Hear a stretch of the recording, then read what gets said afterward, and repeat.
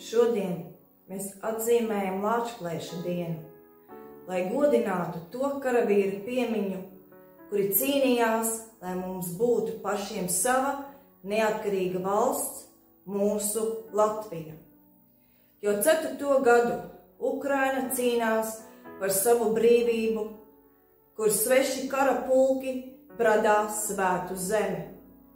Arī citur pasaulē vēl notiek karš un nemieri, bet mēs varam būt laimīgi, ka mums nav jāklausās šāviņu spalvoņā un bumbu sprādzienos. Mums nav jāuztraucās par savām un savu tuvinieku dzīvībām. Mēs varam raudzīties zilās debesīs un krāsainās tālēs. Mūsu nacionālo bruņoto spēku karavīri un zemes sargi brien tos ceļus, lai mēs būtu pasargāti un drošībā. Būt karavīram nav viegli.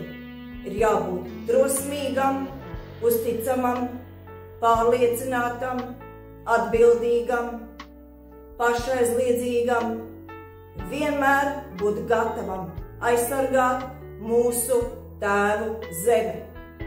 Bet nav jābūt karavīram, lai dotu kādu arteviņu savai valstī.